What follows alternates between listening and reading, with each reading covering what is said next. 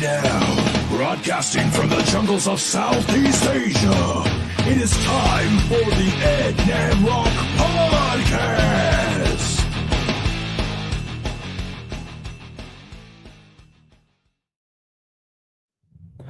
Don Francisco. I bet that's going to go over everyone's head that's probably going to tune in. Anyway, welcome back again for another pandemic edition. It's been a whole pandemic this whole goddamn year or so of the Ed and Rock Podcast. And today I'm glad that this motherfucker finally decided to come on alongside my other confidant. Rogelio is none other than my homie, my pseudo-Irish twin, because his birthday is a day before or day after? I'm the 6th. Day before. Yeah, check that out, Roger. Devin's birthday is 2681. We're gonna age ourselves here, but our generation is fucking Irish. 2781. So amazing. Hey, thanks for coming on finally, man. It's like, so I know you've been trying to get booked, trying to fucking work during this whole fucking shenanigans that's been going on. Yep. But for those who don't know about Devin, he is a pornographic actor. Yeah. On screen, he has a OnlyFans. All he does is plays guitar in the nude. But now, in all seriousness, that would Devin actually has probably been make me some better money. Well, I was going to say, Devin's got an IMDb if you want to check him out. Devin Clarke. He's done some, the commercials you've done are pretty badass, actually. That one with your wife commercial, what was that for again? Have you seen that? Oh, No. Yeah. on IMDb, when I first created IMDb, I was doing this student film. I wasn't even getting paid, but he's like, hey, if you want a credit, you should create an IMDb. So I created Devin Clarke. And then I looked it up and I saw there was like 3 or 4 other Devin Clarks. So my IMDb is Devin C. Clarke.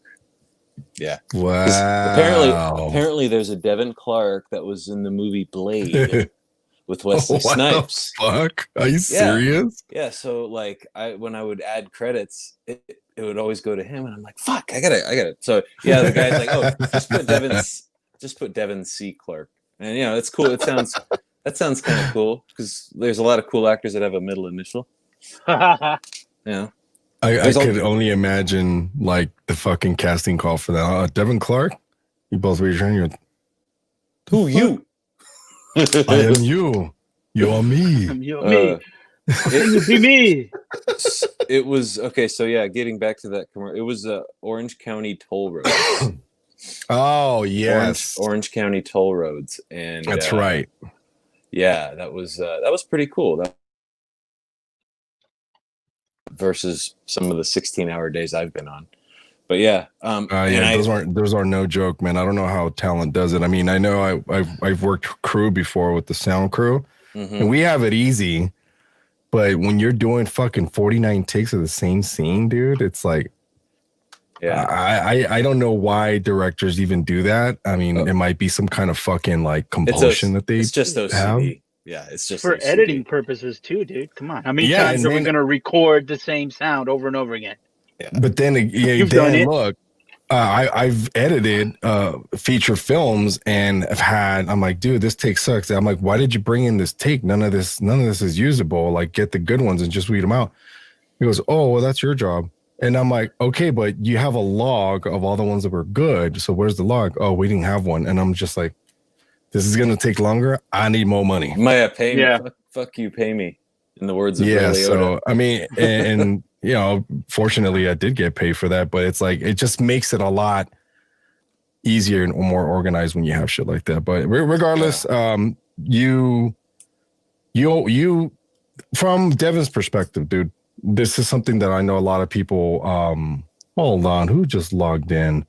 Andrew motherfucking Guinness. Wow, the homie, man. That's not an Irish name. Not really.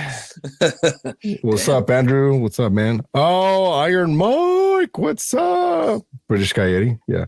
Oh, by the way, Mike does a great He's the one and only Chicano brother I know that does a perfect English accent. And Oh wow. Devin, Really? being half English himself, fancies in a good English accent. Indeed. And I don't know how the fuck you do that, man. And it's like the consonants and the vowels are all fucking different. You guys don't say thanks. Depends on what part of the thanks. Yeah, depends on what part of the country. But typically a Cockney accent. And that's a made up word. To be Cockney, it's a part of London you have to be born in. It's I don't know my dad would know, but he's in bed. There's a certain region you have to be born in order to be considered Cockney. I think my dad was born there. My dad was born in Enfield, which is North London. Yeah. So technically he qualifies as Cockney, but he doesn't come off like the Geico lizard or anything like that. That's so crazy. Like that goes for any geographical fucking part of the world, man. Like you got NorCal, you got Central California, and then you got us down here, and then you got fucking the people by the border who are way different. And fuck the San Diego Padres that could eat a dick, but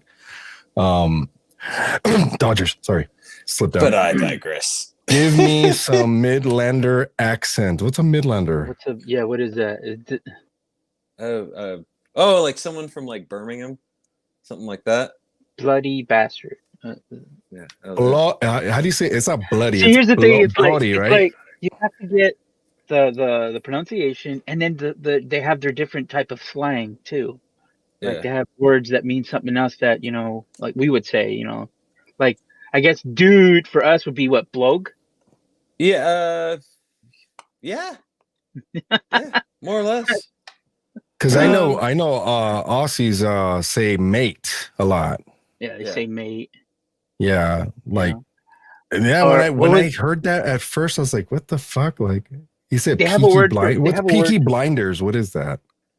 Peaky Blinders. Shit. Yeah, man. What is that? You're testing my All right. brain. Marcos Nalgon Romero said, "I think Ed can be a queen, or even better, he may be a queen already.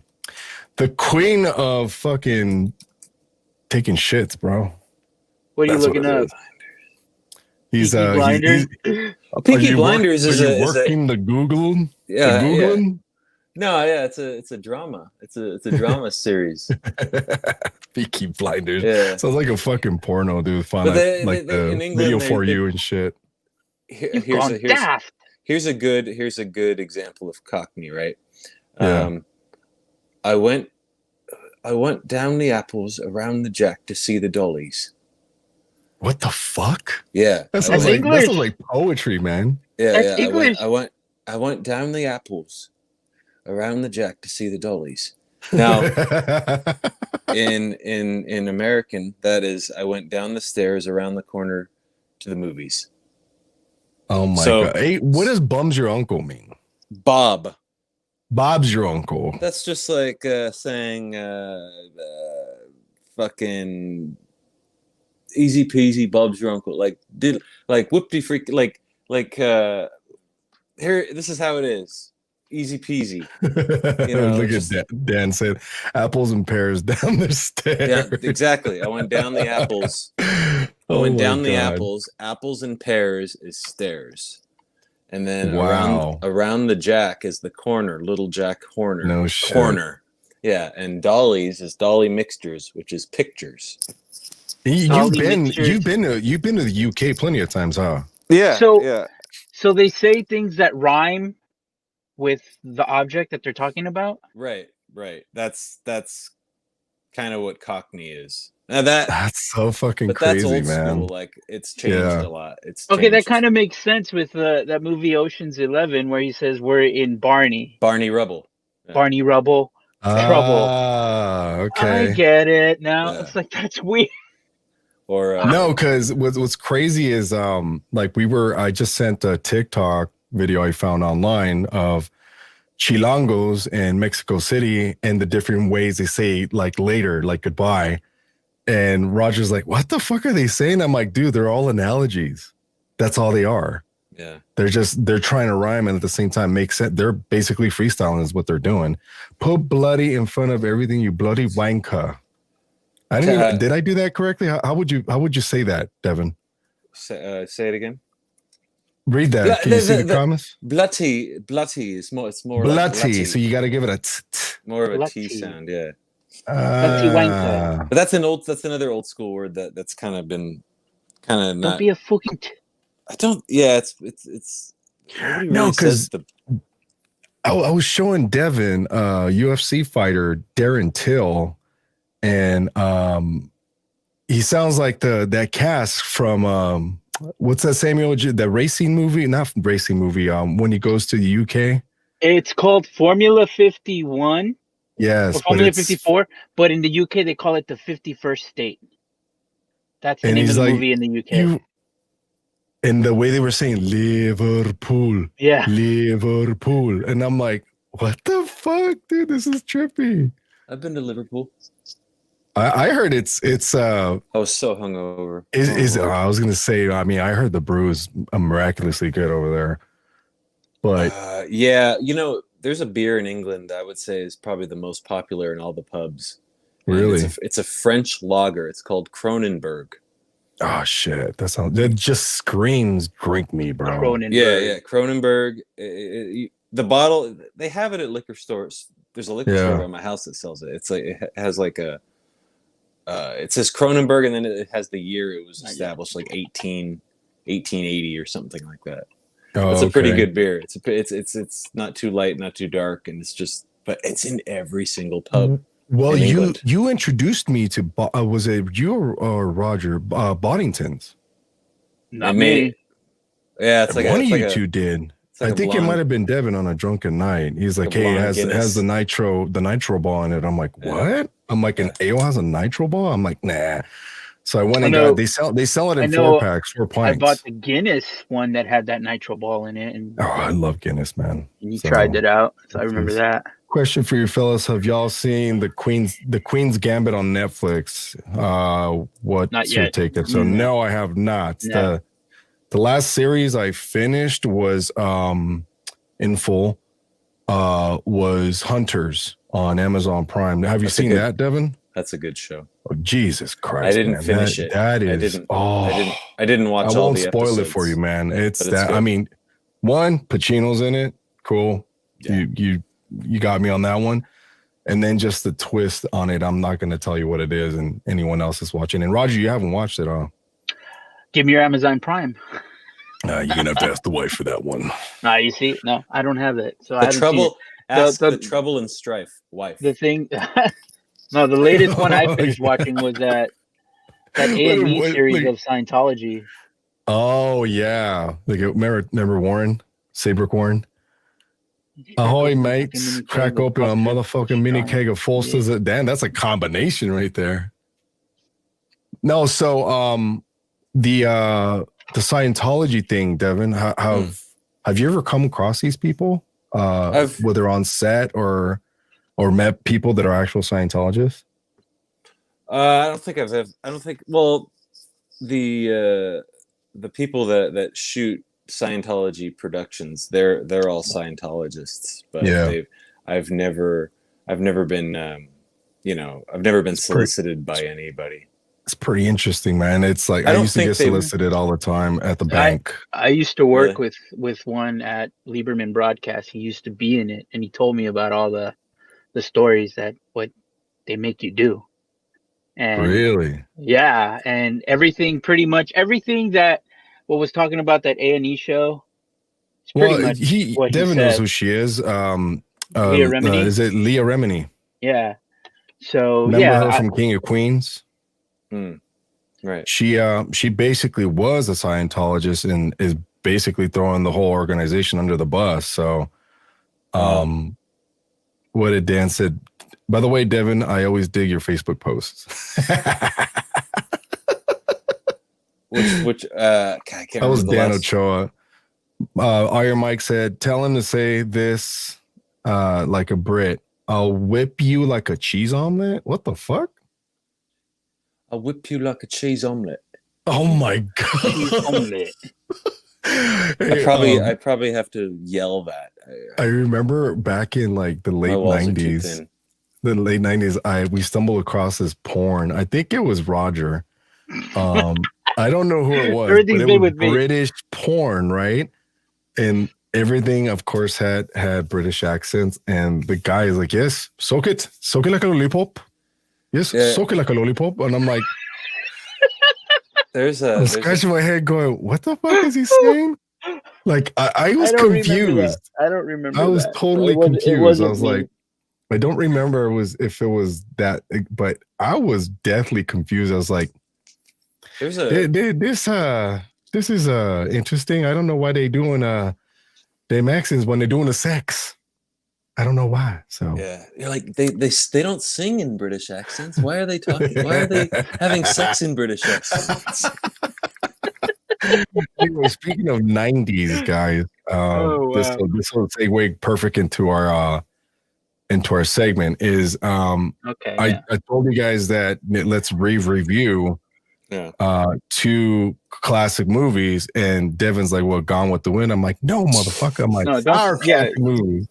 Like, classic makes me feel old. I'm like, dude, let's feel old now, dude. No, because I didn't realize, like, I still remember watching End of Days at the uptown Whittier Village Cinemas. The Whittier Village, that's a good my first semester at Whittier College. That's Schwarzenegger. Yes. Okay, yes. Yeah, and it was kind of a religious biblical movie, as far as he fights the devil. Yeah, the devil. The devil. But so what I'm gonna play for us right now is the original trailer to the movie that we are going to re-review, and then discover some shit that we never even knew about this fucking movie. And the first movie we're gonna re-review is David Fincher's one of his masterpieces is Seven. Mm-hmm. And for those who I know there's a lot of people that haven't watched this film, but here's the trailer. Why not? And maybe it's before their time, man. Shit, I don't know. But this is the trailer, and then I'll pause just to kind of give kind of describe what we're watching. So here's the trailer. Oh my God. These things you see. You have to wear blinders sometimes. Most times. Look at that shit, man. That is fucking rad. You got a neon fucking cross, and then they see to the left right there down below, that's another cross right there. And I don't know what the fuck that is. It's like a lava lamp or some shit. Well, you did say it was. Oh yes, in this film he falls asleep to a metronome. Yeah, that's so fucking crazy. Detective William Somerset is looking for a way out. You're retiring. 6 more days and you're all rest in peace. Too long. Detective David Mills is looking for a way in. We'll be spending every waking hour together from now until the time I leave. I'll show you who your friends and enemies are. Look, I'm going to homicide 5 years. Not here. Now, they're caught in a game. Nothing. That scene was trippy, man. Yeah. About the only thing we know about that guy right now is he's totally insane. Where the price of sin is death. There are 7 deadly sins. Gluttony. You're going to come take a look at this. Greed. God, that fucking eating scene. Jesus, man. Sloth. Wrath. Pride. Lust. And envy. 7. You can expect 5 more of these. Mm-hmm. Man, how old is Morgan Freeman, dude? Well, now or then? This is back in what, 97? 98? It's 95. 95, yeah. So it's probably filmed in 94. It is, okay, 1995, yeah. This guy's methodical, exacting, worst of all, patient. He's laughing at us. He had a gun. That scene was pretty eerie. Yeah. He is away from completing his masterpiece. Poor Gwyneth. Let's finish it. Brad Pitt, Morgan Freeman, Gwyneth Paltrow. It's funny. She didn't even want to do that film. Okay, we'll get into that because I didn't even know that. No. 7. That is so fucking crazy. 7-7. 7-7. Wow. Yeah, Total I wow, remember. man. I remember seeing that film for the first time, not in the theater. My uncle said, "Hey, you should watch this. It's freaking trippy." I'm like, "All right." And 7 is my biography. I bet it is, Dan. I bet it is. Yeah. I don't think any of our parents would have let us see it in the movies. Well, I mean, we would go to the arcade in the City of Commerce, yeah, which is right across from the movie theater, and we'd sneak in either through the back door. But then we realized, like, going through those emergency exits would let all the rats in.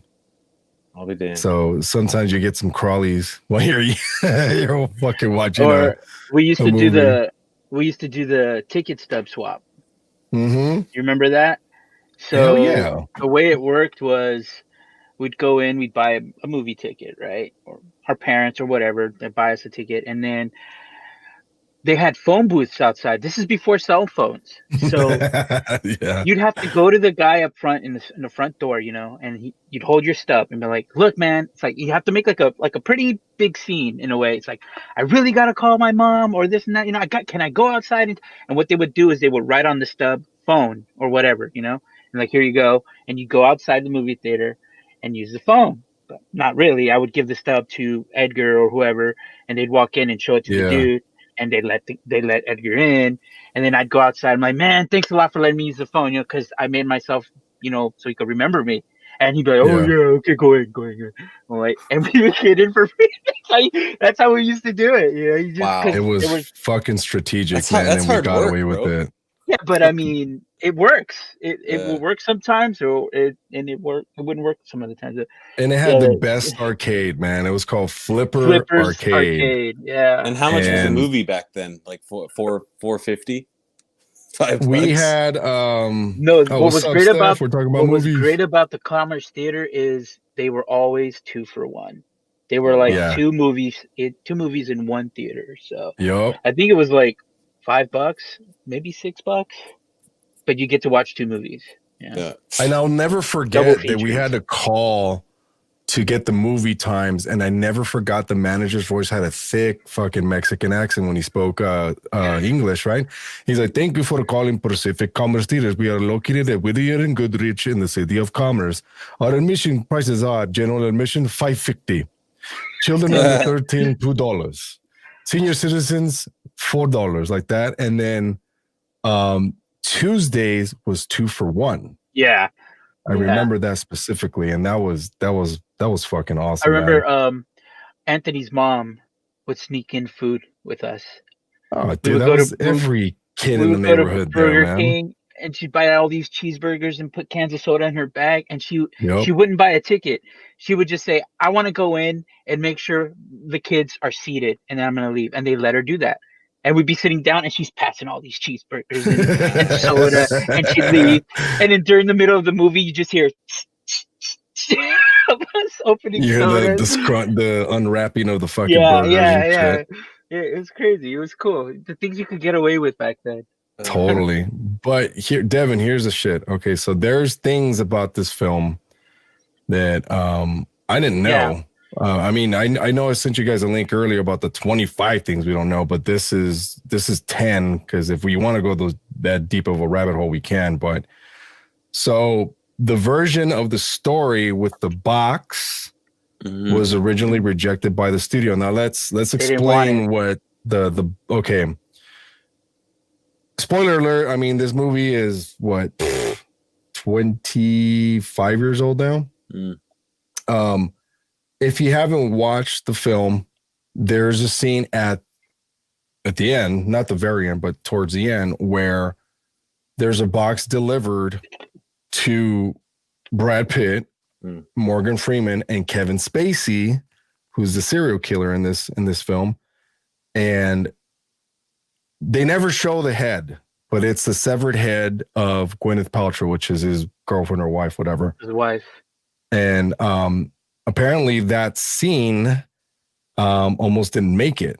So it was rejected. So it said Seven's famous head in a box ending originally only featured an early draft let's see, an early draft of the script, and then how I had already been rejected by New Line Cinema.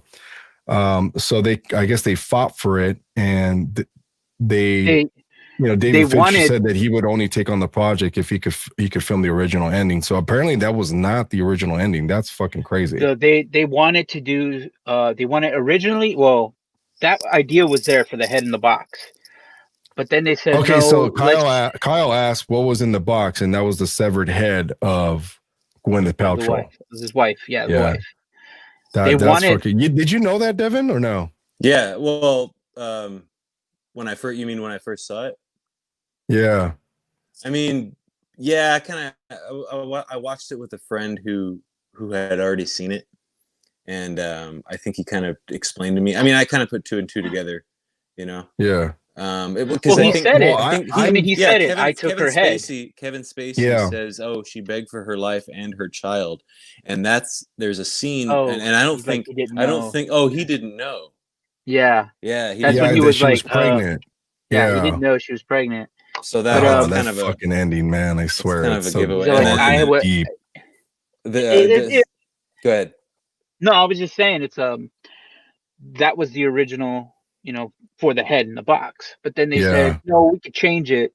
They were going to put the dog's head in the box, there was another idea that thrown out that they said we're going to put a monitor in the box. It's going to show a video of his wife like tied up somewhere where she can be saved, because there was a version written where he actually saves her, and then there was another version where Somerset gets killed before Morgan Freeman can find out. Are you serious? Yeah, so there was like all these different endings, but like you said, they pushed hard for it. And the next one that scrolls up, Brad Pitt even said, he's like, I don't want to do this unless we keep the head in the box. So Brad Pitt threatened to leave the film unless the box ending stayed. Look at that stud right there. Look at that. That's pre-Fight Club Brad Pitt right there, dude. Look at that. So New Line Cinema, as well as one of the movie's producers, were still keen to scrap the downbeat ending, but David Fincher stood firm, and he was given backing by one of his actors, which is Brad Pitt, because he refused to back down and threatened to pull out of the movie unless they use the original head in the box ending. And that's fucking crazy, dude, because I can't imagine the movie any other way. For 1995, that was a pretty brutal fucking ending, man. It was. It worked out real well. It's like that entire movie was brutal. Well, no, here's the thing. We never saw any violence in that movie. No, Nothing. Except for just gunshots. That's it. The only murder that occurred was when Somerset killed Kevin Spacey, John Doe. That was it. That was the only murder we saw. Everything else was aftermath. when he shot him in the head. Brad Pitt shoots him, right? Yeah, Brad Pitt shoots him. Yeah, right. So we don't see anything. Like all we saw was just aftermath of all these killings. It was more of the mental disturbance than physical than actually seeing. Really, I think what was great about this movie and the story is it really played with your imagination, because you had to picture in your head like how these murders took. Yeah, because you would visualize it. Exactly, you'd visualize it. You have to imagine. John Regalado said you should have seen the dick in a box ending, bro. There was a dick in a box ending with Justin Timberlake. But there was a dick in the movie. There was a dick. So we'll talk about the part right now. So number 8, this is the one that really stunned me, was Al Pacino and Denzel Washington both turned down the roles. That is fucking crazy. Al Pacino. Oh, wow. Can you imagine both of them in this film? I mean, I can imagine Denzel, but not Pacino. He turned down the opportunity to take on the part that eventually went to Freeman, Pacino. Yeah. Also, he was going to play his role. While both Sylvester Stallone and Denzel Washington passed on playing Detective Mill. Oh my God! Yeah, you and imagine they both Sly? regret it. They regret it. Oh, I can see Denzel, because he was young then. Yeah, I could see Denzel being like the younger Mills, and then Pacino being the older, more gritty. follow my lead type. I could see that working. But I don't know Sly about as Somerset. I don't Really? I don't think so. That's hard for me to. Hey, what's in the box? I want to know what's in the box, because if I don't know what's in the box, then I don't know what's in the box. It's like, oh my God, stick to John Rambo, dude. It's like please. a parallel dimension right there, dude. Maybe some other universe it did happen. Like in Last Action Hero. This is Sly Stallone is Terminator. Like, no, that was you. It's like, I'm the famous actor Arnold Braunschweiger.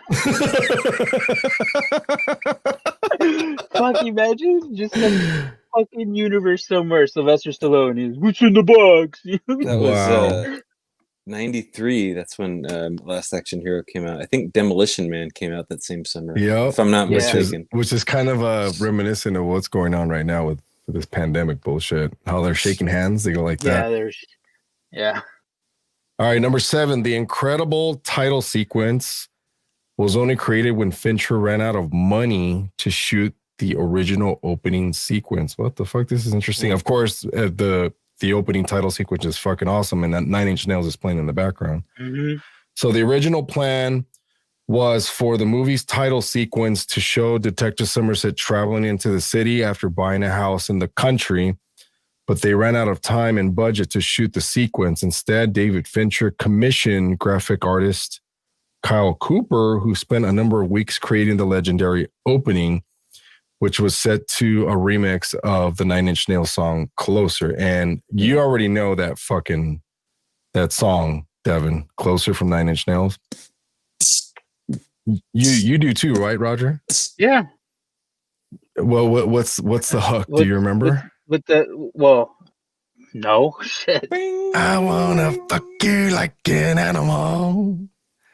I wanna feel you on the inside. But they didn't like this. There was an edited version to that playing in this title sequence, wasn't it? Oh, geez. Yeah, it was a remix. Yeah, it was a remix. Wait, Jim Carrey wasn't offered the part. What do you mean? What the fuck? It's a joke, dude. It's a joke. No, but can you imagine Jim Carrey, dude? No, he was busy doing something else, which I think we were going to talk about. No, which is the next one that we'll be talking about too. And it was around the same time that they were filming. Yeah. But check this out. Number 6, cinema goers had no idea Kevin Spacey was in the fucking movie, and neither did I. I didn't recognize him, dude. Yeah. There's a reason, because he said, I don't want my name in the credits. That was a great idea. I don't want my name in the opening credits. Because of the fact we don't see who it is. We don't see who the killer is throughout the whole movie. That's and everybody is going to figure out that's like, well, Kevin Spacey's name is in it. Where is he? Oh, so he's the killer because we don't see him anywhere. Yeah. Right. So that's one of the reasons why he said, no, I don't want my name in the opening credits. But they show it twice. Yeah, they show it twice in the end credits. It was never on in any of the movie's marketing material, nor was he shown in the trailer. This meant that for many of us, the scene where Spacey's John Doe gives himself up at the police station, which is a fucking awesome scene, man. It's like Detective. What does he say? Detective Somerset? No, he just yells out detective. He just yells detective. Like over and over. And he's just covered in blood. And he says, "You're looking for me," like really calm. Oh my god, dude! And that's when he goes ape shit. Jim's only serious role that I liked was Eternal Sunshine. That movie sucked. Which one was that one? Oh, I never saw it. And then, and Trump Show and the Majestic. You mean Truman Show, not Trump Show. John, are you drinking again? Damn it. It's Thursday. Yeah, good choice by Spacey, unlike other choices. Well, let me ask you guys this question. I mean, I don't mean to start picking at this dude, but has your perspective of his previous work changed after all this shit unfolded, or no? Well, it's in the back of your mind, but I mean, I my memories of him as an actor supersede all of that. Yeah. And all of his other movies, I think he brought that. You can always see that serious look on his face, that calm, and like I don't give a fuck kind of look in almost all his movies. So you can see he was always working and being professional at it. Especially in American Beauty. Yeah. Oh my god, I was just about to bring that up, dude. Yeah. He's like, what does he say in one of the scenes that blah blah blah his character's name? Do you have a minute? He goes, for you, I have 5. And he's just like, Yeah. I was like, God, this guy's good. But unfortunately, man, shit happened with this guy, and but we'll let the law sort that one out. But apparently he's not in jail. So all right, number 5, Brad Pitt genuinely injures himself seriously in one scene. What the fuck? So that cast is for real, huh? He cut his hand. He said that it was so deep that you could actually see the white of his bone. And that's when that out of all the freaking fake gore in the whole movie, that's where Finch actually got sick. The director actually got ill and nauseated by looking at his hand. Okay, so if you remember during his street-based pursuit, if I ever saw my own John Doe, I would lose my shit too. Fuck, dude. I've seen. Well, I mean, we're a generation that grew up with fucking Faces of Death. So, you know, when I first rented that, I thought it was a horror movie. Well, we watched it together. Yeah, because I thought, I'm like, hey, this looks cool. Maybe it's like a cool, like scary movie. And we watch it, and it's like, what the fuck is this? And then all of a sudden, he got his head chopped off. Holy shit. Mm-hmm. Dan Ochoa says he's a good actor. Also, you don't punish everyone else in the film for one person's action. No, you got a point, man. You do. But Devin, did you ever watch Faces of Death, dude? Yeah, the one I watched was the one where do you remember when that guy shot himself in the head on the 110 freeway? I want to say we all watched it live. It wasn't the 110, it was a 605, and he was protesting HMOs. Right. Yeah, okay, I remember that. And he fucking had his German Shepherd in the pickup truck. Yeah. And he burned him alive. Yeah. That was kind of fucked up. Oh, so this is something that Surfy said Faces of Death was fake. Okay. Looked real to me. I mean, they did a good job. Except for that one scene that looked pretty raw and fucked up when I guess the guy barricaded himself in the house. And he came running out? Yeah, and they just fucking lit him up like a Christmas tree, dude. Fuck. Yeah. Well, anyway, that guy that used the fucking shotgun, that was on one of those videos. That was like HMOs are in it for money. Yeah, I remember that. That was the sign, all right. And then yeah, and he tried to burn himself alive with the dog, and he couldn't handle the heat. That's when he brought the shotgun out. Well, anyway, what do you mean? But is that one of the first things you saw, Devin, or no? It was on a video. It was on a Faces of Death video, or it may have been. It may have been called "Banned from America." Which was banned in USA. Yeah, that was another like a wannabe Faces of Death. I've seen banned from TV. Yeah, yeah. So parts of it were fake to fill time. Faces of That's Death what Dan said. Faces of Death was like 70s and 80s. Yeah, but they had I think they made like 6 films. Monda Kane, Traces of Death, Faces of Death, and Inhumanities, etc. Okay. Yeah. What was it? Banned for TV. Banned from TV. Yeah, that one. Remember the late night infomercials with Girls Gone Wild would come on right after and shit. Yeah. I would. I used to stay up late. The one thing I remember from Banned from TV was that lady getting popped by the train. Like she literally. Oh my gosh, dude! Yeah, and then you can see the fucking whatever it is, a juice. Yeah, just splatter in front of the camera. Dude. I remember that. But so Brad Pitt had genuinely severed tendons in his wrist whilst filming the scene where he runs across car rooftops, and now to wear the cast as part of his recovery. Damn, that's fucking crazy. And then number 4, Fincher was forced to add a more upbeat ending. What the fuck? So this is the still shot from that last scene. Yeah. If you guys haven't watched it, I'm assuming all 3 of us have watched it. I know I've watched it more than fucking. Don't worry about it. I mean, I don't know which one I've watched more, this one or Fight Club, but because David Fincher is a great fucking filmmaker, man. He's a genius, but.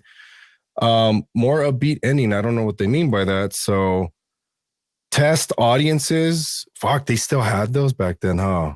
That's right. Of course.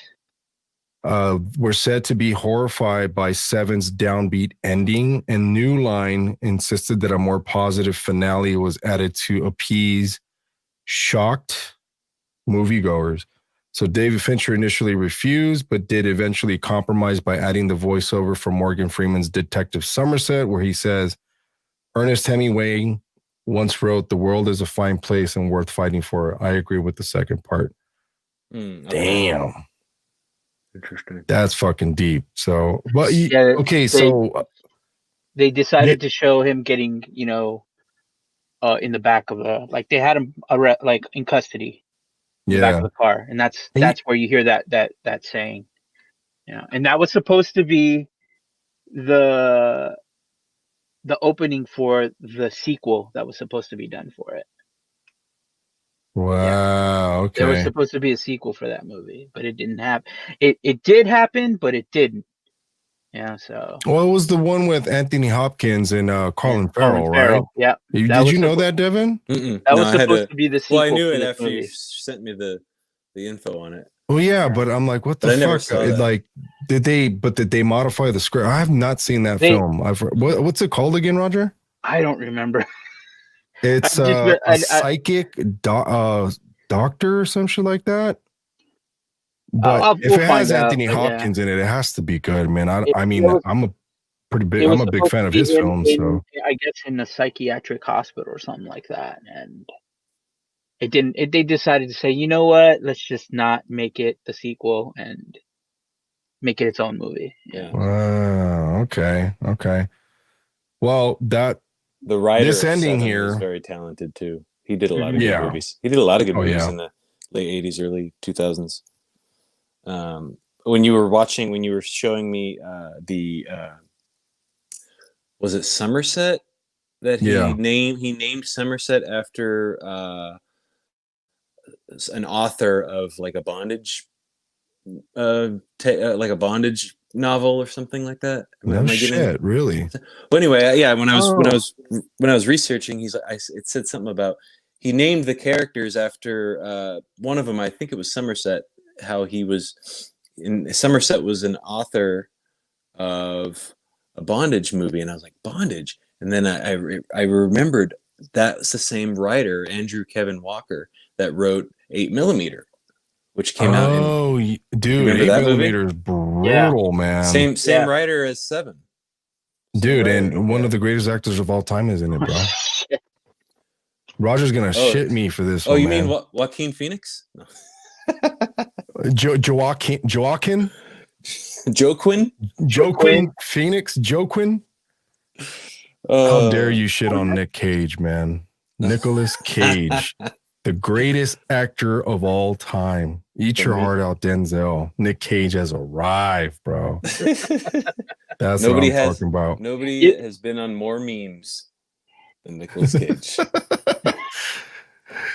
Number 3, it was a big success for such a bleak movie. Yeah, it was, man. I mean, I guess bleak is, for lack of a better term, is the best word to describe the film. Well, yeah, because a lot of people thought it was going to be like, a lot of action sequence or a lot of... No, it was actually kind of dull in a way. It was so gloomy. Every scene, it was raining. That's the best cloudy. Part. That's the best part. It's like there's just nothing, for you to like, be upbeat about. It's like, what's going on? But what really hooked you in was the story. It's like, what's going to happen next? And well, dude, look, they were budgeted at 33 mil and they fucking cranked in 327 worldwide and fucking at the box office, and it spent 4 weeks at the top for US box office. And I remember because we had just graduated we were about to graduate from 8th grade when we went to go see this movie. Yeah. Well, I didn't. Like I said, I never saw it in the theater. I saw it like when it came out on VHS about a year or two later at my uncle's house. And I was like, whoa. And he told, I don't know if this fact is going to be on here, but he says, you are going to hear the most F-bombs that Brad Pitt is going to throw out in a movie ever. And I'm like, really? He's like, yeah, every other word he says is fuck. Yes. Like, okay. And sure enough, like when I saw that one of those those fact videos that you said, hey, watch this. They said, yeah, there's a total of 74 F-bombs in that movie. Wow. Like, I I think can't believe it. isn't it second all time in a film? Because number one is Scarface. I didn't know that. I don't know that. I think in I think- Scarface it's 182. I think Big Lebowski holds the title, or South Park the movie. Oh my God. I worked the Big Lebowski, man. Such a good fucking I film. used to work there, fool. I didn't go there. I used to work there, man. Fun fact about Roger, Devin, he worked at our local video store, which is literally like a stone's fucking throw away from his house on Olympic Boulevard. Right on the corner. What video store? It was called Video Express. It was on, Okay, it was so it on was like a Olympic mom and and pop. Garfield. It was a mom and pop store. Yeah, Korean owned. Those guys, So- they were really nice though. They So were you really guys nice. probably had adult movies. Oh yeah. Yes. Uh-huh. I had to kick people. I had to kick little kids out with the manager's golf club, like to chase them out, you know. And the funny thing, one night, what happened was, one of them snuck in there, and for some reason, all these studios where Where Soto worked. they had what was his name? Pete. Is it Peter? Is it Peter Soto? Yeah, Pete Soto. Yeah, Peter. Yeah. The adult, I guess, studios would send them flyers, like big, bunch of stacks of flyers of all these upcoming videos, and they had all these naked pictures on them and shit. These fucking kids snuck in there and took the whole stack, right? And I'm like, what the fuck? I close up shop, dude. It's like 10 o'clock. I'm closing up and I'm walking home and I'm crossing the street, across the 7-Eleven. And I fucking kid you not, the parking lot and the intersection littered with these flyers of chicks just taking cock up the ass and giving head and shit. And I'm like, I was like, oh my God. That's the best shit, dude. I just walked fast thinking that maybe people know that, oh shit, it came from that store. It came from the video store. Some people knew that I worked there. So fucking dude. My neighbor, my neighbor freaked out when he returned to porno. Neighbor saw me behind the counter, and he returned to porno because you could see the pornos came in these red VHS casings. The VHS tapes were red. Like red for caution. Yeah, I guess. And that is fucking hilarious, dude. I came from around back, and he saw me. He's like, what? I'm like, oh hey, what's up? It's like, yeah, I work here now. And he's like, okay. And you're returning a movie? And he's like, yeah. And I look at it. Did you rewind it? I'm like, and I opened it to see if it was rewound. Like, oh, okay, cool. And he's like, he just put his head down and walked away. Like, oh shit, he returned a fucking porno. Be kind, rewind. Oh man. All right, so number 2. Yeah. There's a series of comic books based on the movie. This I didn't know. This is fucking crazy. The comic book was supposed to be like a prequel. Really? Yeah, that explains the murders and stuff. Yeah. They were released between 2006 and October 2007. Each book was based on one of the 7 deadly sins and told stories from the perspective of John Doe, even giving him a backstory. What the fuck? That's crazy. He wrote the Andrew Kevin Walker wrote this in the 80s, I think, when he was working some crappy job or something. When I was reading the biography of the writer, and when he wrote this, it was actually pretty interesting. Shit. Yeah. So this picture we're looking at, the gluttony scene. Yeah. That actor that wasn't a prop. That wasn't a dummy or anything. That was a real actor that they had tied up, and he wanted more money because of what they were going to do to him, or what they did. Oh shit. They literally poured boxes of live cockroaches on him. So that way they can come in. And they said that Brad Pitt would be flicking cockroaches off him between takes.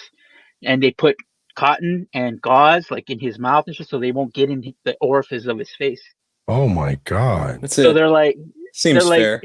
Yeah, and they're like, well, we can't really pay you much, so He got we'll $500. Yeah. Was it him? Or I thought it was a prostitute. The lady, the girl got like the girl 500. got $500. Yeah. Well, back So- then in 94, 95, $500 is the equivalent of what, 1,000? For this guy, Now? they said we'll do something for you later on. Like we'll do something for you. We'll figure something out. So what they did was when his body was laying, like that was a prosthetic dummy, the body on the coroner's table, they give him a Yeah. big ass dick. Like they give him a big dick. Oh, how nice. So they're like, yeah, Wow. yeah, you may be fat and huge and 400 some pounds, but you got big dick. That's what they did for Well, the hey, kid. like- they gave Mark Wahlberg that, and I'm sure he made a lot more money.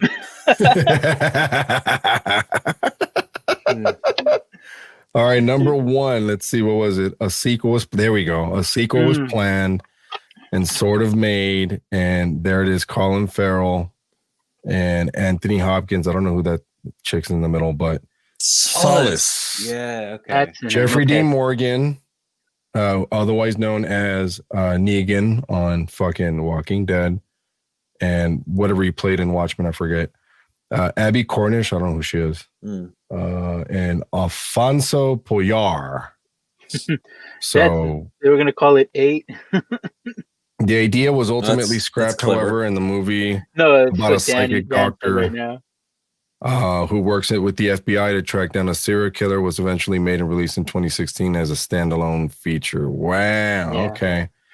So there's a lot of other stuff that, like I said, Gwyneth Paltrow originally said no, but at the time she was Brad Pitt's girlfriend, and they told him, "Hey, talk to her." Why Yeah. didn't He did convinced they her. say why she didn't want to do it? No, I don't know. She just didn't want to. I guess maybe because the film, the script, I don't know.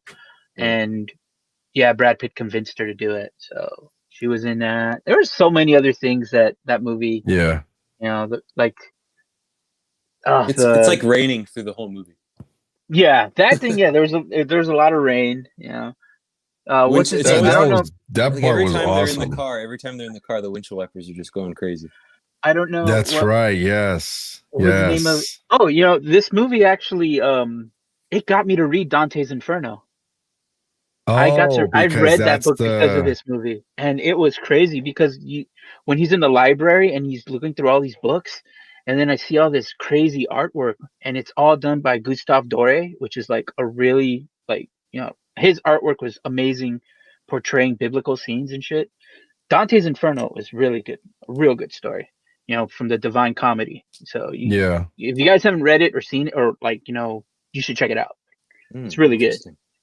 Well, what's this alternate ending that supposedly was supposed to be part of the movie? Well, in 7? That's it was like, so apparently I'm reading here, David Fincher had no intention of ever filming it, but the storyboarded alternate ending supposedly saw Somerset dramatically declaring that he wanted out and shooting Doe in cold blood on the spot. That's kind of, because it's kind of weird. Like he just shoots him and then it cuts to him in the car, remember? Yeah. So that ending was kind of like, it was crazy. And then when Mills asked what he was doing, Somerset's one-liner went, "I'm retiring." And then John Doe's grand master plan ends up one cent short. So Mills's future is saved, but he's still wifeless. And presumably Somerset squints, lights a cigar, and stalks off into the middle distance alone, forever alone. So one way or the other, the wife got killed. Yeah. But she ain't coming back. Yeah. But shit, man, that's some crazy shit good about movie. this movie. Does he retire? Because I remember Arlie Ermey goes, "Hey, you going to be around?" And he goes, "Oh, I'll be around." So I'd have to watch it again. It's been a while, but I'm just wondering if that means like he's still going to be doing what he's doing, or is he really going to retire? Maybe he stayed longer because his replacement got put in the can. Yeah. And I didn't know that Spacey wasn't the first choice for the John Doe role. It was fucking Val Kilmer. Michael Stipe. Yeah. And Michael Stipe from REM. I was like, what the fuck? I'm like, that dude can act? What's funny is the one thing I did read about I don't know what scene you guys found the most disturbing out of all the sins. Personally, for me, it was sloth. That one. That Oh, one was pretty bad. That Yeah. one, real actor as well. That guy was a real actor Yeah. too. Yeah, and I think he got paid pennies. He got paid crap. Yeah, because he wanted. They told him like they said he weighed like 98 pounds because for casting they said they wanted somebody real skinny, Mm-hmm. and then they said, "Oh no, you got to lose more weight." Wow, really? Yeah, they told him you got to lose more weight. I'll die. And yeah, but all that shit was makeup. But that was a real actor. It's crazy. Yeah. And then didn't Andrew Kevin Walker cast himself in the actual film as the first corpse? I think he did. Yeah. It was the it says here that character was the very first corpse in the movie, and he isn't actually one of John Doe's. It's a husband who's been murdered by his wife in a scene that basically exists to introduce the audience to the kind of detective that William Somerset is, and to plant the seed that he was 1 foot off the door. Oh, at the beginning of the film. Okay. All right. Now I remember. This is when they barely get introduced, remember? Right. Wow. Mine, the one that really got to me was Lust. That one was like, wow, can't believe this dude actually did that with that fucking strap on, the knife at the end. It's like, oh wow, that's the one that really like freaked, like that really freaked me out. Shit. Well, it's funny. I should flip to this part of the page. His name is Leland Orser. He basically barely slept for days in order to achieve his character's disoriented look. Yeah, and he started hyperventilating by starting to breathe rapidly, and then he just started going. That's some Christian Bale shit, man. That is they crazy. said that was mostly improvised. So wow, he did a really good job talking about what he did to that woman. It's like fuck. Yeah. Yeah. He's been in a few other movies. He also came out in an episode of Star Trek, Voyager, and he brought that kind of method acting into it.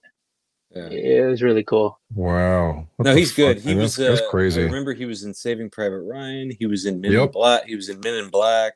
Mm-hmm. He's it's never like he's always like a supporting guy in the movie, but it's whatever he's done has always been really good. I remember he's one of in the Taken movies, he was one of Liam Neeson's part of his crew in the movie. Oh yeah. I don't know if he's ever been like the main character in a movie. I'm sure if I researched it, but yeah, he did it. Yeah, he was pretty. Yeah, he was. I didn't know he didn't sleep for 3 days. That's crazy. That's insane. Yeah. Well, I mean, look at guys like Christian Bale who go all out, and you lose 100 pounds. The role. You lose 100 pounds to do The Machinist, and then you gain 100 pounds to do Batman almost in the same year. Well, dude, have you seen his film Empire of the Sun when he was a kid? No, I have not. He was a kid, and dude, he had to like lose weight there too to look like a sickly little boy. It took place during World War II, so he was a prisoner of war. Like he was a prisoner. Fucking crazy, man. And you see the difference, like you see the way he changed. He's like this healthy little boy with a family and everything, and then all of a sudden the occupation came, and throughout the whole thing, you just see him like degrade. And like he had to lose weight for that too. That is so weird, man. You got to watch that movie. It's really cool. Empire of the Sun. Well, I mean, still here in the 90s movie reviews that we're doing, we're gonna change it up a notch because this is one of my all-time favorite movies at all. Gonna brighten it up a little bit. Yes, because if you have not watched this, I know I got some young cats that watch the podcast, but this is by far my favorite Jim Carrey movie of all fucking time, to the point where I was actually memorizing these fucking dialogues, man. Oh yeah. And fucking doing, they were basically like party tricks, man. That's what they were doing. And Roger knows, man, because we were obsessed with this shit. And I was like, fuck, man, I just love this guy so much. And Man. oh look, he said it already. Look at Oh yeah. Holy Testicle Tuesday. So without further ado, this is the original trailer to the 1994 release of Ace Ventura Pet Detective. Let's check it out. Look at this shit, man. Okay, every time I see the Warner Brothers sign, what does it remind you of, Roger? Batman. And what else? Something more 90s, late 90s. Oh, Bugs Bunny. Animaniacs. Animaniacs, man. Oh yeah. All right, let's see. They faced incredible odds and unbeatable enemies to earn the name hero. But now there's a new way to spell action. Wow. Jim Carrey is Ace Ventura Detective. He's the best there is. Excuse me, gentlemen. Pet detective.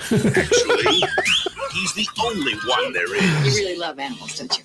If it gets cold. Courtney The Cox. mascot of the Miami Dolphins has been kidnapped, Oh, righty then. and he's on the case of a lifetime. Listen, pet Dick, how would you like me to make your life a living hell? Well, I'm not really ready for a relationship, Lois. There's no place he won't go. Captain's log, stardate 23.9. Ace, get out of the tank. I just can't do it, Captain. I do it, Captain. Nothing he won't do. Mushy, isn't it? And no one he can't handle. That's Don Shula, Anything to dude. embarrass me in front of camp. What? Like this?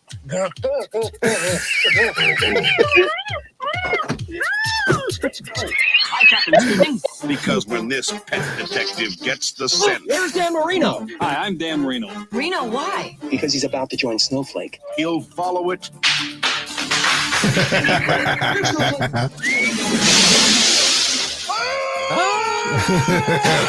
Jim Carrey is You're not going. Go in there. Ace Ventura, Pet Detective. Yes, yes, yes. Oh man, That's a long trailer. dude, Yeah. it's a 2-minute. Back I don't then, the think I've trailers ever- were at yeah. least.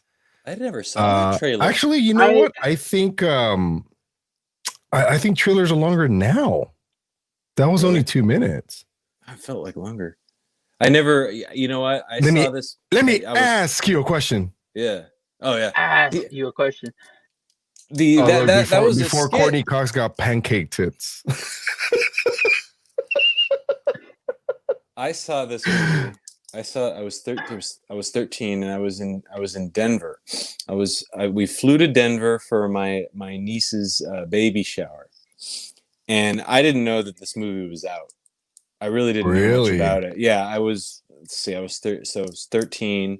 So I think I was like I was just playing fucking Super Nintendo all day. I don't think But what game were you playing? Is the real question. probably Super Castlevania 4. Oh yes. Okay. Greatest SNES game ever. Yes. Greatest music ever. That game is just epic. But anyway, I remember we were at my niece's baby shower, and my uncle Mark pulls me aside. He's like, "Hey, Devin, let's get away from all these women," because it was like 20 women in the whole house. And it was snowing. I remember we were there, and it was March. It was snowing, and we drove. I think that was the first time I've ever seen snow. And we drove to this local movie theater in Littleton, not far from like that Columbine area. They worked. Shit, I just dropped a pin. This is water. You look like Robert Downey Jr. in 1997. This is water, I assure you. Anyway, we went into the movie theater and we saw this movie. And after the movie was over, we snuck into another movie. He's like, "Come on, let's go into another movie." And I was like a shy little 13-year-old. He's like, "Nah, come on." So we like went down the hall and snuck into another movie, and we saw Lightning Jack with Paul Hogan. My God. Oh, Cuba Lightning Gooding Jr. Jack. Yeah. That was a cowboy movie, wasn't it? Yeah, well, kind of. Like a western type Yeah, thing. yeah. It wasn't very So, good, but sounds like Devin's about to cry about it. Settle bags. nah, yeah. We snuck into that like halfway through, but that's when I saw Ace Ventura. Man, so I did not see it in the movie theater. bullshit. Bullshit. I call No bullshit. You No, did watch no. it. I Yes, saw you part did. 2. I saw part 2 in the movie Oh, theater. okay. Yeah. Because we Yes. went together. I saw the first time I saw it was at your house, the VHS version. Yes. Okay. And this is why There was no what other I was version. Yeah, because the VHS one, this is what I found out was the Heinz-Gitz Velvet scene, that was originally a deleted scene. It wasn't in the theatrical version. I Yeah. thought it was a part of the movie because it was on the VHS you had.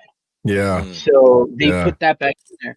And that whole time, you and the stupid apples at Heat Club always calling me Roger Predactor. Roger Predactor. That's what we Roger call Predactor. Like, why the fuck are you guys calling me that? What the fuck is that all about? Until I finally saw that movie at your house, I'm like, you sons of bitches. I'm like, fuck you guys calling me Roger Predactor because of that shit. So, Roger Predactor didn't commit suicide. He was murdered. He was murdered. I'm like, why are you calling me that? It's like, who the fuck is Roger Predactor? Dude, that monologue when he puts all the forensic people in their place, and he's doing my god. Yeah. I was like, dude, that whole scene, that whole movie must have been so exhilarating to play that part, just to be able to because he had a lot of freedom in that movie. A lot of the shit that he was doing was stuff that he did on in Living Color. Living Color, yeah. And John said Netflix sucks. They removed the whole scene where he pretends to be the trainer. What the fuck? Are you serious? Well, it's because what Netflix has was the original theatrical version. Oh, I'm telling you, that was a deleted scene from the theatrical version. What the fuck? But So I was fortunate enough to have it on VHS. No, it was a marketing ploy. The VHS said with additional footage on there. It said it on the box. But that is the best made people fucking scene, man. Yeah, it made people go out and buy the video because, like, whoa, there's additional footage on here. Holy shit! And even the end of that dialogue says, "Go to the conference, go to it." Yeah. But there was a lot of other deleted scenes I didn't know about. There's one where he fights some bikers in a bar, and there's another scene there's another scene where he's actually singing at a concert. No, rocking out at a metal concert. I don't know. I just saw this on like one of those 10 things you don't know about this, and they talked about that. I'm like, really?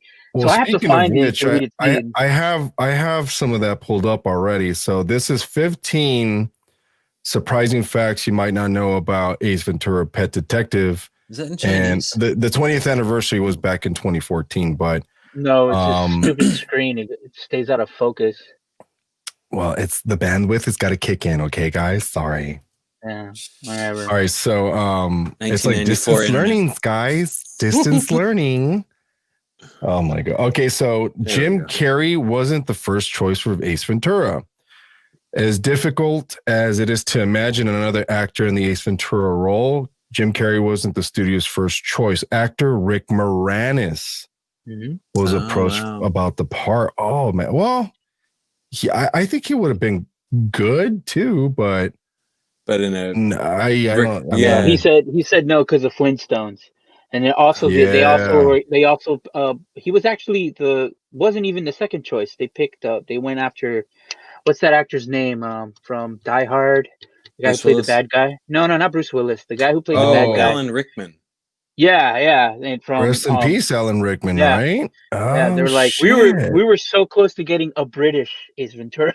That is so crazy, dude. Because I don't know. I mean, not to rain on Rick Moranis and Alan Rickman, but they would have been good at it too. But it wouldn't. Jim Carrey was just I don't think it would have been as exciting as it is. No, they said that they saw his performances from In Living Color. Mostly with Fire Marshal Bill, and they said, "Let's get him. That's him. He's the one." Yeah, I think the big man terminates mistakes. The talking ass is from In Living Color. I think. Yep. Yeah. I think so. Yeah, if I remember correctly. Or Alrighty Then. No, Alrighty Then No, was from his comedy stand-up. No, alrighty then Yes. he made that up in that movie. Oh, he did? That was at yeah. Oh, okay. Yeah. Wow. Alrighty then was that. So he check made it this up there. out. Number 2, the death metal band Cannibal Corpse appears in the movie because of Jim Carrey. So Cannibal Corpse performed their song Hammer Smash Face, which is an amazing song, because the Buffalo, New York band was a favorite of Jim Carrey's in his younger days. Part of the negotiation for his contract with the movie included a concert scene with the band. And this is one of the best scenes I've ever fucking watched. But the deleted scene was him singing. Oh, it was. Was it? Yeah, it was him on stage. The singer's like, yeah, and then they show a scene where Jim Carrey's with his shirt off and he's on the microphone and he's like dancing, and just saying some shit. And that was not part of the original movie. They deleted that. Good publicity for the band. Thanks, Jim. Oh, totally. So Jim Carrey also had an influence over the movie's theme song. The theme was conducted by Ira Newborn and director Tom Shook a dance. They wanted something similar to the Peter Gunn theme. Carrey approached Newborn about giving the theme song more of a thrash metal edge, but test audiences found it too harsh and was toned down considerably. HDS coming through. Got a package, people. So number 4. Yeah. Which one? No, I was going to mention since you were talking about the beginning of the movie, the Randall Tex Cobb fact. Randall Tex Cobb. That was kind of interesting. What? Which one's that one? He's the guy in the beginning that he delivers the package to. Oh, the sounds broken. That guy. Yeah. And then he comes after him with the baseball bat. Yeah, that guy. Yeah. But he had his face was all bruised up in that movie, and I guess he was a boxer. Oh, that's right. Wasn't he in that in that same year he was in the movie Dickstown? Maybe he got it from there. Question. I didn't even know. Randall Tex Cobb was in that movie Dickstown. That Louis Gossett Jr. and James Woods. Louis Gossett Jr. and Iron Eagle. So Ventura's landlord is named after the landlord of the apartment building Jim Carrey grew up in.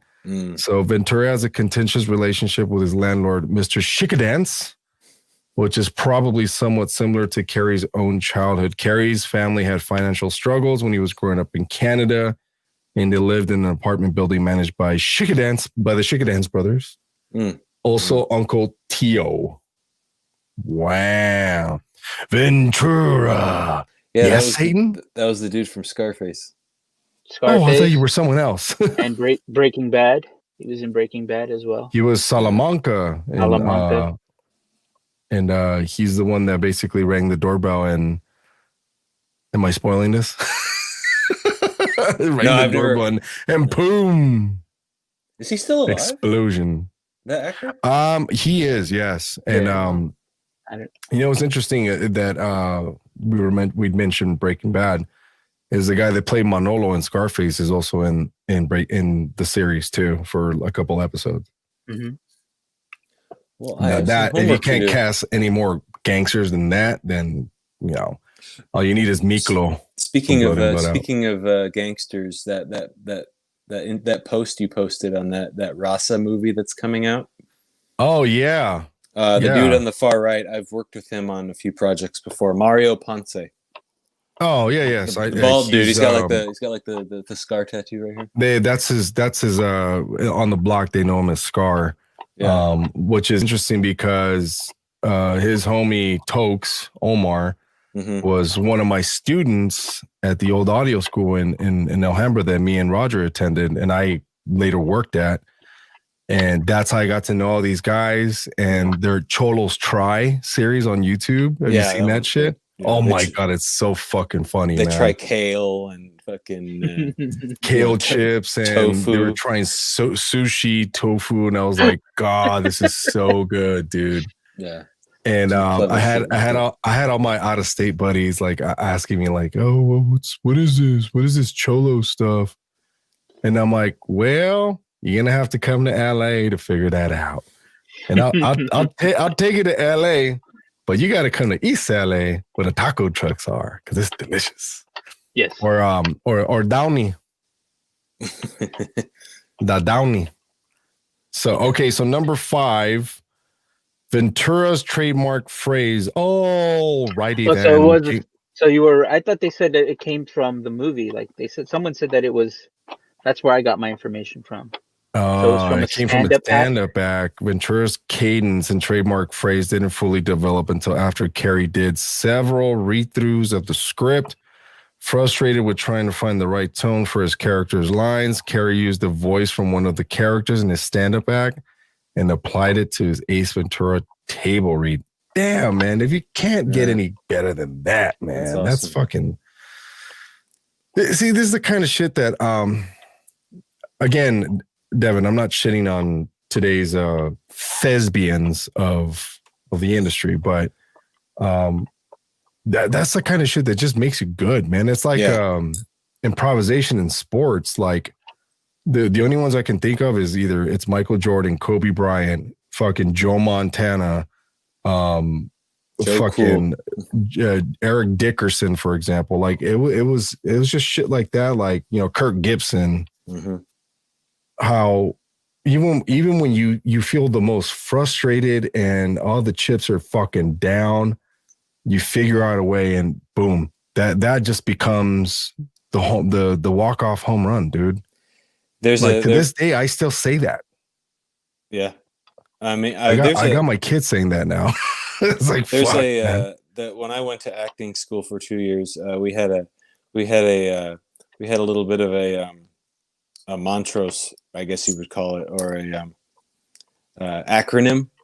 We called it. We were called hippos in the class, and hippo stood for HIPPO, humanity, inspiration, preparation, perseverance, originality. Hippo.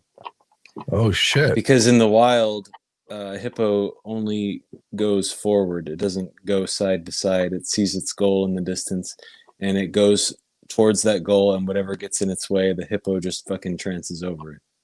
What? So that's wow. That mentality is true in anything in life if you put your mind to it. Really, that is fucking crazy. Yeah. I couldn't have said it better though, man. It's like Tony Robbins. Woo! Pretty much, man. Pretty much. All right, so number 6 is oh wait, what was this other piece? It said that you might also notice Ventura's similar manner of speaking to Carey's the In Living Color sketch, overly confident gay man. Oh, I remember that skit. Okay. So number 6, Ace Ventura and Hannibal Lecter are the result of the same method of acting. Oh, right. In the movie, Ace compares Ray Finkel's room to the prison cell of Hannibal Lecter in Silence of the Lambs. When Carey appeared on Inside the Actors Studio, he told James Lipton about his dinner with Anthony Hopkins and the discovery that they had both based their characters' movements off animals. Oh. Carey's on birds and Hopkins on reptiles. What the fuck? Wow. Oh, I mean, obviously I'm not an actor, but Johnny Depp did the same concept in Pirates of the Caribbean. What did he base his character movements you'd off? have to. It was a drunken. It was like two different things put together. Whoa! It was like an animal meets something else. It's very similar to this. I don't remember exactly what the animal I didn't was. even know this type of method existed in acting in general. Yeah, I mean, some actors take it too far. Well, Jim Carrey, he would become that character. Yeah. That's what makes it so awesome. when Some I seen actors the will- number 23. Have you seen the number 23? No, I wanted to. Oh God, it's so good. It's like a mystery, isn't it, or something? There's this one. I don't know if it's still on Netflix or I don't know if it was on Hulu, but they said after 20 years of footage being put away, they finally show it of a camera crew following Jim Carrey while he was filming Man on the Moon. The the Andy Kaufman. The thing? Andy Kaufman story, yeah, that movie, and he became Andy Kaufman. They said that he like made Danny DeVito cry, because he saw Andy Kaufman in him, so he becomes his characters. That's what makes him such a great, actor. Yeah. Devin, John Regalado says that he based it off of Keith Richards. He's talking about Jack Sparrow. Yeah, and ironically, he's in the film in the second or third film. I forgot which one he's in. He's like his dad. He's his brother. He plays his brother. His brother. There you go. I'm like, I thought it was his dad. His older brother. It said that the characterization of Sparrow is based on a combination of the Rolling Stones' guitarist Keith Richards and Looney Tunes character Pepe Le Pew. Yeah. Le Pew. Wasn't Pepe like a fucking creep? Yeah, dude. He was always chasing pussy. He always wanted that. Yeah, he always wanted that. He just wanted to get laid. And I think he would have. I think he would have. If he didn't have that stink, he probably would have gotten all those fucking. Yeah. He would have gotten that cat all the time. That's fucking crazy, man. So, so check this out. One of my favorite rappers growing up too was Tone Loc, and he was the biggest actor in the movie. As strange as it seems now, Tone Loc was the biggest name in the cast upon filming the movie. So Jim Carrey was still a living color cast member at the time, and Friends hadn't premiered yet. So Shamalama Ding Dong wanted a name with some credibility to pair Jim Carrey with Jim Carrey, and Tone Loc sort of kind of had that in 1993. Plus, he fit the budget. Oh wow! Yeah, but Jim Carrey came out in some films before in living color. Don't you remember Earth Girls Are Easy? Oh yeah, of course. Once Bitten. Yeah. That's where he actually started doing all his moves and shit. He was dancing and all that stuff. That was really cool. Once Bitten. It sounds so familiar. Remember, he's a virgin and the vampire needs his blood. Yeah. Okay. And he starts turning into a vampire. And then the only way they beat that is he got laid in the coffin. Yeah. Oh my god. All right. I have seen it. It's been a minute. This is the old Channel 13 daytime movies and Channel 5 daytime movies with commercials that we grew up watching. Like the what's it called? Like The Gate used to always play on Channel 13. Yeah, that was Steven Dorff. Gate. Yeah, Steven Dorff, man. And dude, that movie scared the shit out of me, man. Yes, it did. Me so too. Apparently, there's some shit behind that movie. Coming at you and they jump on you. Dude, and an eye in your fucking hand? No way. Yeah. That did not sit well with me. And it looked real. That it looked fucking so movie. real. Well, it's because those were people in costumes. They moved around and stuff. But then they used the actual claymation for other shit. But when they showed the way they moved and ran, that freaked me out. I would always have to look under my bed every time I would go to my room. Fuck. That was a pretty creepy movie. That was a creepy movie. Well, that one and what's the other one that they would always show that was fucking creepy as hell too? Night of the Living Dead. Wait. Do you remember that? Which one? Yeah. The 80s version where brains. No, that's Return of the Living Dead. Return of the Living Dead. They would show that one a lot. I remember they were being chased they were on a fucking truck and all these fucking zombies were trying to fucking eat their brains. And I remember that clearly because I was like, that shit terrified me too. I'm like, was that the first one or the sequel? No, I think it was a sequel. Where they were throwing brains out of the back? Yes.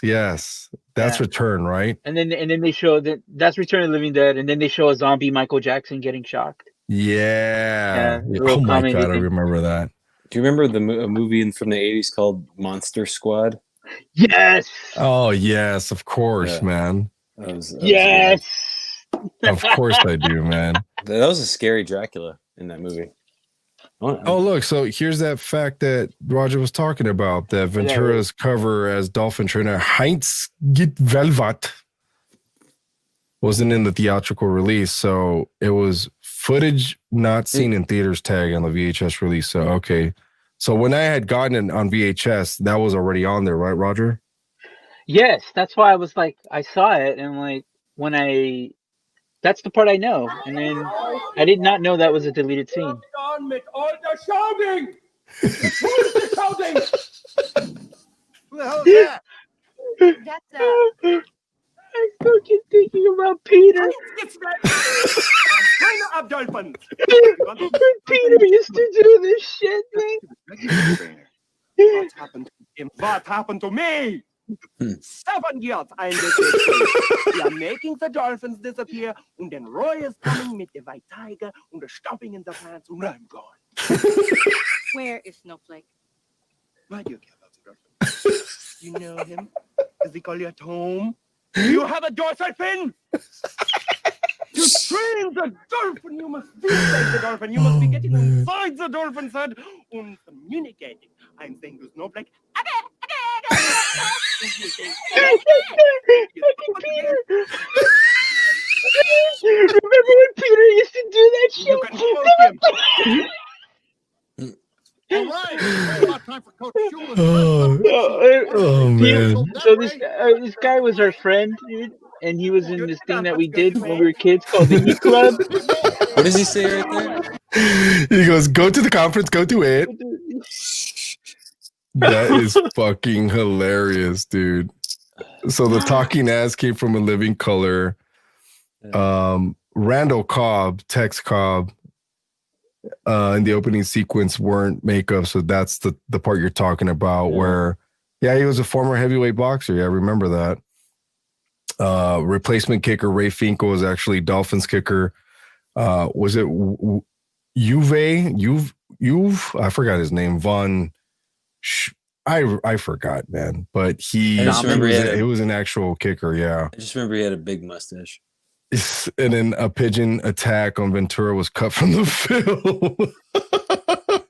One scene from the film followed Ventura flipping his car while chasing down Dan Marino's kidnappers. Ventura is knocked out, and a dream sequence begins with him catching the albino pigeon before being attacked and dismembered by an angry flock of pigeons.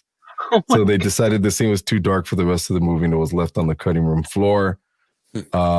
Ace Ventura has ties to the Catholic Church. Woodstock's nickname for Ventura is Saint Francis, which is in reference to Saint Francis Assisi or whatever, the Catholic patron saint of animals.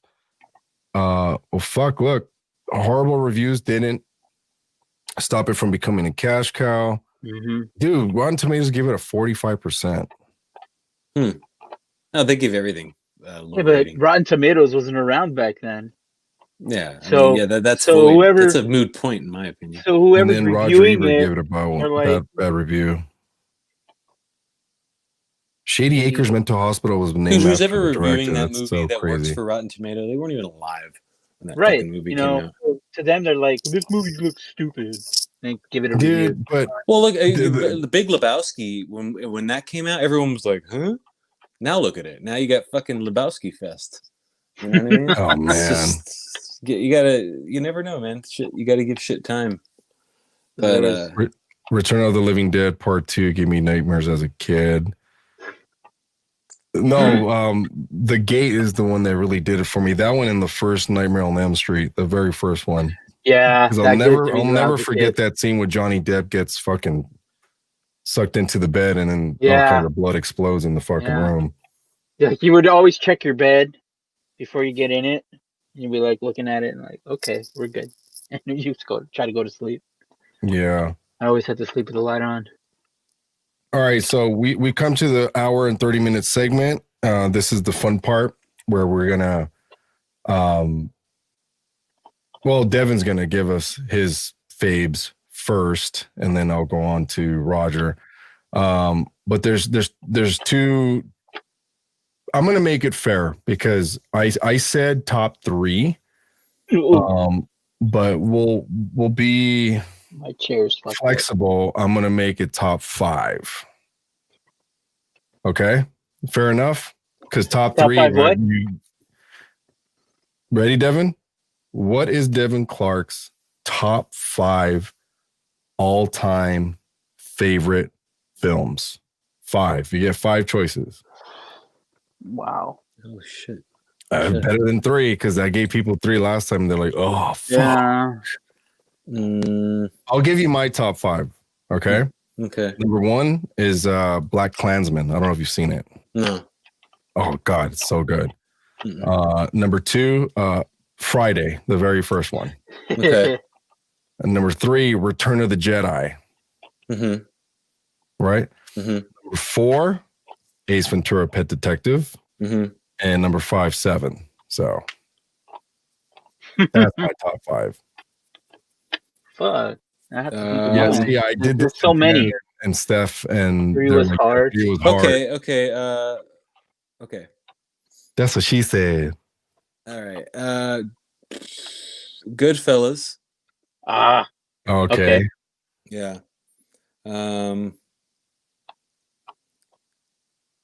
I like Titanic. Call me what you want. I don't disagree. I watched that shit in the movie theater. We had to take intermission.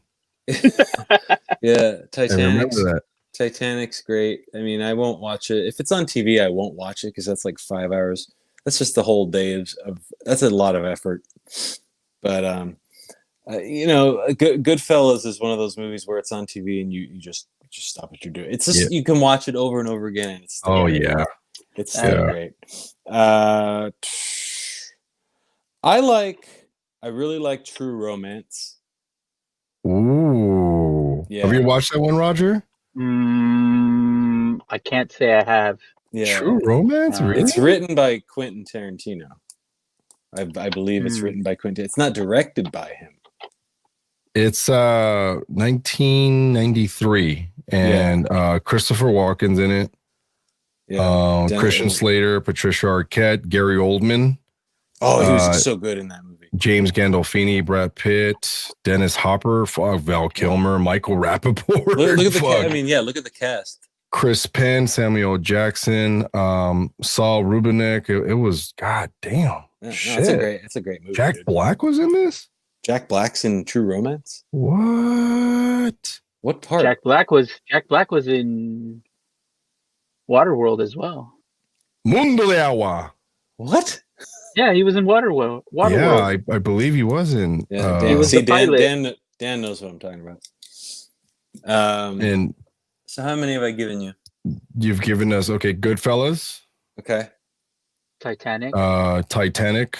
I gotta throw in True Romance. True Romance. So that's 3. You got right? 2 more. That's 3. Okay. I gotta throw M. Night Shyamalan in there and say Unbreakable. Oh. I gotta throw M. Night in there somewhere. Ooh. Yeah, it's tough. The Village is good, but I think Unbreakable is my favorite movie by him. The Village is so fucked up. Yeah. I like his Signs. Signs is great. Good. Signs is great. I was gonna say Signs, but I was like, no, Unbreakable is just like the cinematography and the colors in Unbreakable is just like phenomenal. And the pace of the film, it just keeps you. It just sucks. Yeah. Wasn't that part of a trilogy? Oh I believe so. Yeah. Glass and Split. Yeah. It all kind of comes together, but yeah, that's 20 years later. But I mean, Unbreakable. So I got 4. Yeah, you got 1 more. Oh shit! I'm telling you, better than 3. Okay, I know what it is. It is with Anthony Hopkins and Alec Baldwin, and it came out in 1997, and it is called The Edge. Yes. I don't remember that one. Dude, it's The like it's a Edge. movie. It is a forgotten movie, dude, and it should be a cult classic because it is so damn good. The choreograph sequences in the movie with the bear. That was one well trained bear. Movies nowadays they'd CGI that fucking bear, Oh, But that's right. Yeah, there is a bear in this movie. watch The Edge, Roger. I'm telling you, it's I'll so check good. it out. Yeah, Maybe I have seen it. I just can't remember it. It Yeah. never comes on TV. Maybe once every fucking 10 years. The plot check it out. basically describes it's a plane carrying wealthy Charles Morse, Anthony Hopkins, Yeah. crashes down in the Alaskan wilderness together with the two other passengers, photographer Robert Greene, Alec Baldwin, an assistant. Is it Stefan or Steven? It's that black dude with the dreadlocks. He was in the Matrix. Harold Perrineau. Yeah. They devise a plan to help them reach civilization. However, the biggest obstacle might not be the elements or even the Kodiak bear stalking them. It could be Robert, whom Charles has reasons to believe is having an affair with his wife and would not mind seeing him dead. Good movie. So there you go, Roger. Yeah. Fuck, it's available on that description really doesn't do it justice though. It's you might have to search it for a free stream, but YouTube, everything has it for purchase for $4, which is whatever. Yeah. All right. Well, those are pretty good selections, man. So yeah, I had to think about that. I had to dig deep for those, but that's definitely it. Well, movie man extraordinaire here, Roger, at one point had a whole plethora of fucking movies that he can name. But I have a bunch of them, man. But you need 5, Roger. Five that I know that I will. I'm gonna pick 5 that I know that I will always watch, and that I can watch without looking, because I can play it in my head as I hear the I can be playing on my game, and I have to have it playing in the background. And it's mostly science fiction movies, so. Okay. I'm gonna have to say the Paul Verhoeven films, which is RoboCop, Total Recall, them. So I would pick RoboCop. RoboCop is the very first one. The very first one, yes. Oh, with dude. the unedited, gore scenes and shit like that. When he shoots him in the dick. Shoots a hand off. The Ed 209 extra 5 seconds of just pop, pop, pop, pop, pop, pop, like. That shit there, dude. That was good fucking movie. I loved it. Back to the Future. Which one? The first one? All of them, but the first one because that's what made me fall in love with it. So, Back to the Future is a film that I would always watch no matter what. Filmed in Uptown Whittier. Yep. I'd buy that for $1. The high school. Whittier High School, yeah. High School. And they also filmed Masters of the Universe there too. The Universe was there too, yeah. Courtney Cox was in that movie too, so. Shit. What else? Damn, dude, I know I would love to say those. You've named 2, so. I know I've named 2 so far. I mean, Devin said Goodfellas. I love Goodfellas. Goodfellas is another one that I would always want to watch. If it's not that, I'd watch Casino. Casino was also a really good movie that I enjoy watching. Yes. So there's that one. Shit, dude. Like I said, there's just so many. Black Rain. That was Black a good movie. Rain. No Black shit. Rain Have you watched that, Devin? Kirk Douglas and seen Purple Rain. And Andy Garcia. That was a good movie. Why didn't Doc want to go back to kill Hitler? Ooh. Doc Brown didn't want to kill Hitler.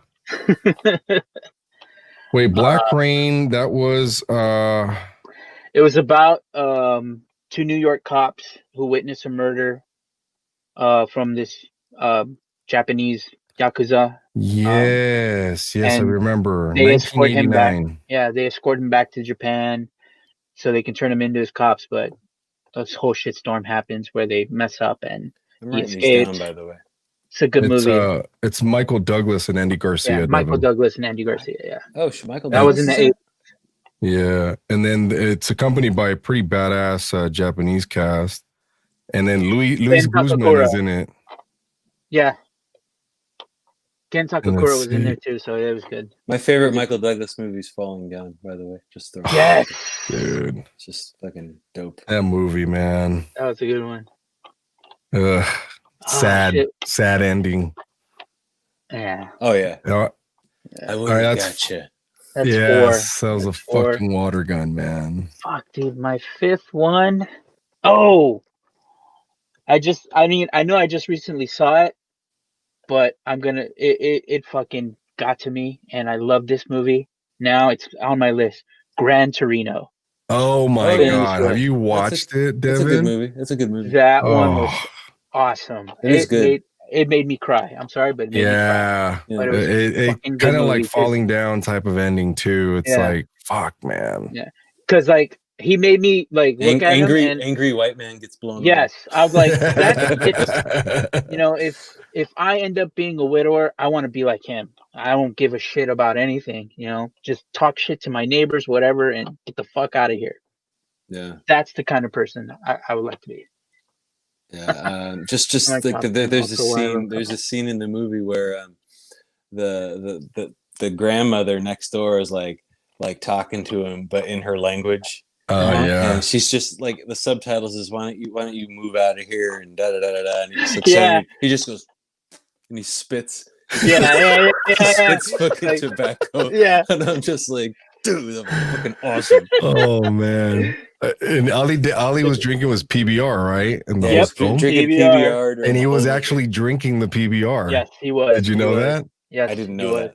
Oh, dude, Yeah, Clint did is a not know that. fucking gangster, bro. It's, Well, he's crazy. It's his movie. I mean, I imagine from what I've heard from people that have been on Clint Eastwood films, it's like it's very fast paced, and it's like you do it all in one fucking take, or you don't do Yeah. it at all. Mm-hmm. It's like he runs it like a football team, dude. Yeah, yeah. That's what he runs it like. That's what I heard Yeah. too. That's why his That's films are that's just so awesome. awesome with the He just PBR. spits. Yeah, yeah, and that's Dude. it, dude. That's a good movie. I enjoyed it so Yeah. much, you know, because it was like And he it's played my it so home. well, man. I loved it. I loved because it's like he's defending his home, you know, and he's decided just to protect this kid. You know, what the hell? It's like who is he to you? Who is he to you? And what's so awesome was like their culture's like, yeah, I have to be your slave for like a week because they're trying to steal from you and shit. Yeah. Oh, Roger's DSL is Are you kicking in, dying? bro. And that car was great. Yeah, no, the car was awesome. The Gran Torino? I love how he's driving it at the end of the movie, even though he's like what 12. Oh my god, that's so fucking crazy. Man. I mean, I don't know how old he really was, but I mean, damn, it's like, oh shit, like, this guy's already got this guy's driving it. It's a good movie. That one, and then yeah, $1 Million Baby was also another one that probably one of the best movies too. I've ever seen too is $1 Million Baby, and I'm a huge fan of Hilary Swank, Devin. Yeah. Because I had a boy crush on her when she was the next Karate Kid. I don't know if you remember that. Oh yeah, I remember that one. Yeah. And then I don't know. I mean, it's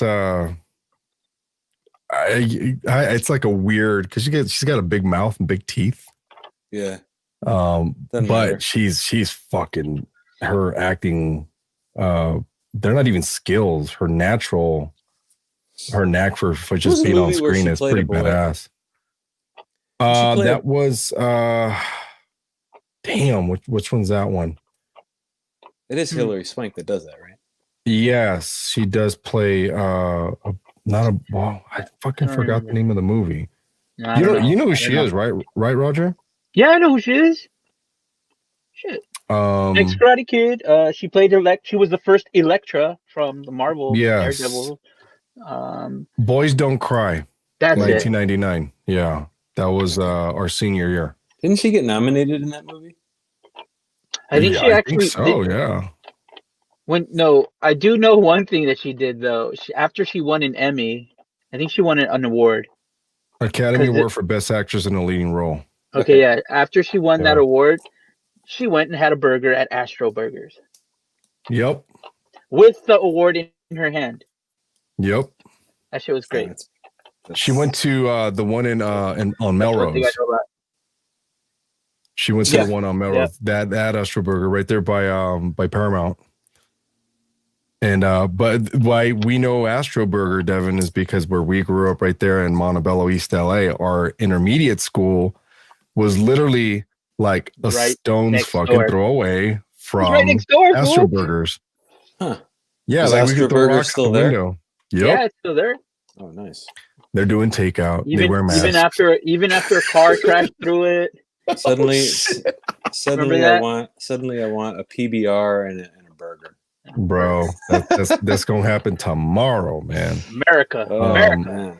Yeah. But one thing to look out for before we sign out. Shout out to my other actor friend Jose. The industry calls him Jose Rossetti, but it's really Rosette. But he's I can't even call him Chicano because he's from Arizona. So what do you call Arizonians that were born there but are not Mexican enough, not American enough? I don't know if they have a nickname for them. But because in Texas they're Tejanos. They're Latinos. Yeah. But I bust his balls because he's a Raider fan, but he's coming out what's it called? I don't want to butcher the name of the movie. But it's the one I did a reaction video for. It's called Monsters of Man. It's a terrifying vision of AI gone wrong. So Monsters of Man. The premiere is December 8th. So it's, a month away. But he's in it. I guess I think he has a lead role in it. But shout out to him. I wanted to let people know about this film because it's coming out. Monsters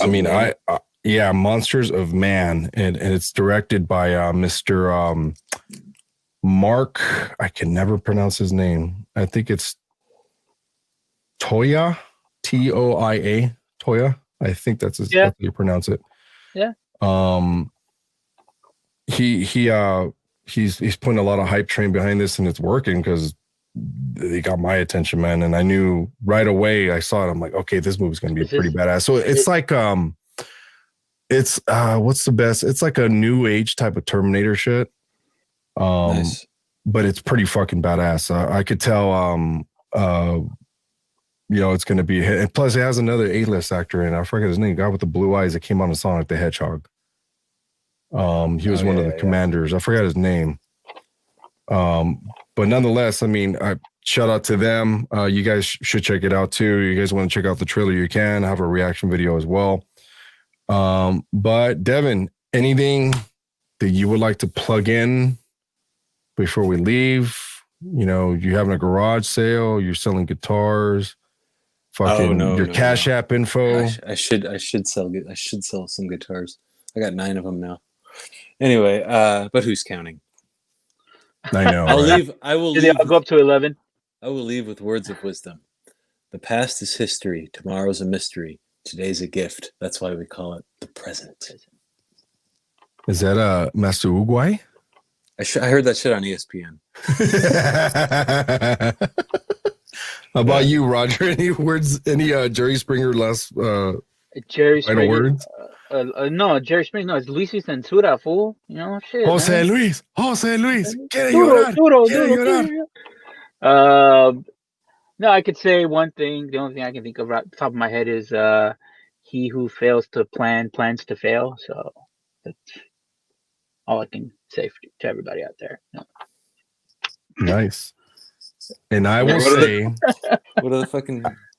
I'll leave everyone with this saying is Chewbacca. Chewie. That's it. That's all I got, man. Say no more, fam. Cool. But hey, thanks for tuning in, guys, and everyone who commented and talked shit on the comment section. I appreciate you guys. On that note, I will end now. Peace out, guys. Yay.